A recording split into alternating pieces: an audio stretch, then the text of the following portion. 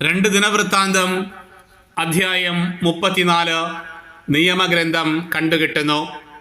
18-ാം ഭരണവർഷത്തിൽ ദേശവും ആലയവും ശുദ്ധീകരിച്ചതിനു ശേഷം അസാലിയായുടെ മകൻ ഷാഫാനെയും നഗരാധിപനായ മാസേയായെയും യോവാഹാസിൻ്റെ മകനും രേഖകൾ സൂക്ഷിക്കുന്നവനുമായ യോവാഹിനെയും തൻ്റെ ദൈവമായ കർത്താവിൻ്റെ ആലയം പുനരുദ്ധരിക്കാൻ ജോസിയ നിയോഗിച്ചു. വാതിൽ കാവൽക്കാരായ ലേവ്യർ ദേവാലയത്തിൽ ശേഖരിച്ച പണം അവൻ പ്രധാന പുരോഹിതനായ ഹിൽക്കിയായെ ഏൽപ്പിച്ചു. ഈ പണം മനാസെ, എഫ്രായിം, ഇസ്രായേലിൻ്റെ മറ്റു പ്രദേശങ്ങൾ, യൂദ, ബെഞ്ചമിൻ, ജെറുസലേം എന്നിവിടങ്ങളിൽ നിന്ന് പിരിച്ചെടുത്തതായിരുന്നു. അത് ജോലിയുടെ മേൽനോട്ടം വഹിച്ചിരുന്നവരെ ഏൽപ്പിച്ചു. അവർ പണം ദേവാലയത്തിൻ്റെ കേടുപോക്കാൻ ഉപയോഗിച്ചു. യൂദ രാജാക്കന്മാരുടെ അശ്രദ്ധ കാരണം ജീർണിച്ചു പോയ കെട്ടിടങ്ങളുടെ കേട് പോക്കുന്നതിന് ചെത്തിയെടുത്ത കല്ലും തുലാങ്ങൾക്കുള്ള തടിയും വാങ്ങാൻ മരപ്പണിക്കാർക്കും കൽപ്പണിക്കാർക്കും അവർ ആ പണം കൊടുത്തു. പണിക്കാർ വിശ്വസ്തയോടെ ജോലി ചെയ്തു. അവരുടെ മേൽനോട്ടം വഹിക്കുന്നതിന് മെറാറി വംശജനായ യഹത്ത്, ഒബാദിയ, കോഹാത്ത് വംശജരായ സക്കറിയ, മെഷുല്ലാം എന്നീ ലേവ്യരെ നിയോഗിച്ചു. സംഗീതോപകരണങ്ങളിൽ വൈദഗ്ധ്യമുള്ള ലേവ്യർ ചുമടെടുക്കുന്നവരുടെയും മറ്റേതുതരം ജോലി ചെയ്യുന്നവരുടെയും ചുമതല വഹിച്ചു.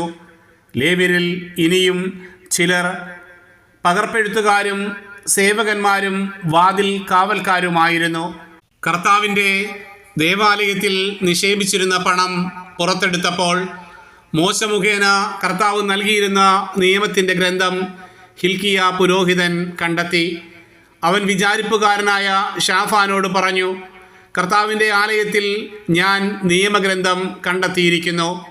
അവൻ ഗ്രന്ഥം ഷാഫാനെ ഏൽപ്പിച്ചു.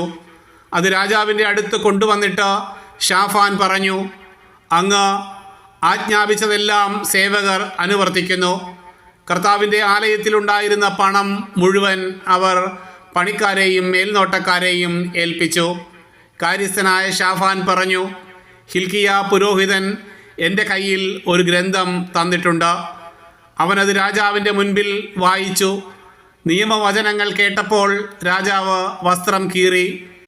ഹിൽക്കിയ ഷാഫാൻ്റെ മകൻ അഹീക്കാം, മിക്കായുടെ മകൻ അബ്ദോൻ, കാര്യസ്ഥനായ ഷാഫാൻ, രാജസേവകനായ അസായ എന്നിവരോട് രാജാവ് കൽപ്പിച്ചു, നിങ്ങൾ പോയി എനിക്കും ഇസ്രായേലിലും യൂദായിലും അവശേഷിക്കുന്ന ജനത്തിനും വേണ്ടി ഈ ഗ്രന്ഥത്തിലെ വചനങ്ങളെപ്പറ്റി കർത്താവിനോട് ആരായുവിൻ.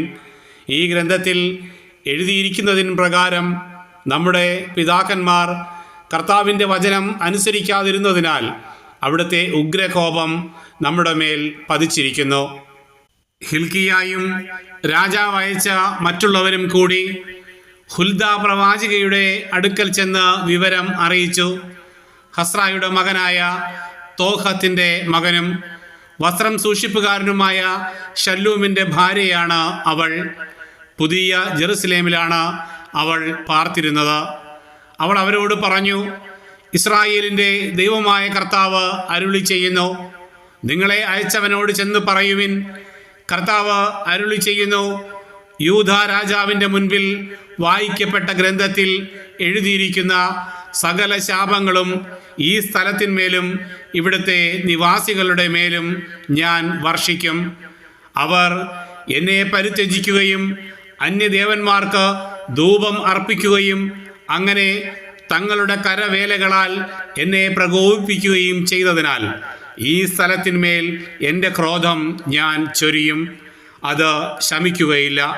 കർത്താവിൻ്റെ ഹിതം ആരായാൻ നിങ്ങളെ അയച്ച യൂദ രാജാവിനോട് പറയുവിൻ, നീ കേട്ട വാക്കുകളെക്കുറിച്ച് ഇസ്രായേലിൻ്റെ ദൈവമായ കർത്താവ് ഇപ്രകാരം അരുളി ചെയ്യുന്നു, ഈ സ്ഥലത്തിനും ഇവിടുത്തെ നിവാസികൾക്കും എതിരായ വാക്കുകൾ കേട്ടപ്പോൾ നീ അനുതപിക്കുകയും ദൈവമായ എൻ്റെ മുൻപിൽ നിന്നെ തന്നെ എളിമപ്പെടുത്തുകയും വസ്ത്രം കീറുകയും വിലപിക്കുകയും ചെയ്തതിനാൽ ഞാൻ നിന്റെ യാചന ചെവിക്കൊണ്ടിരിക്കുന്നു.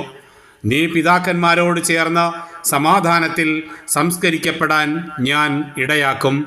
ഈ സ്ഥലത്തിൻ്റെയും ഇവിടുത്തെ നിവാസികളുടെയും മേൽ ഞാൻ വരുത്താനിരിക്കുന്ന അനർത്ഥങ്ങളൊന്നും നിനക്ക് കാണേണ്ടി വരികയില്ല.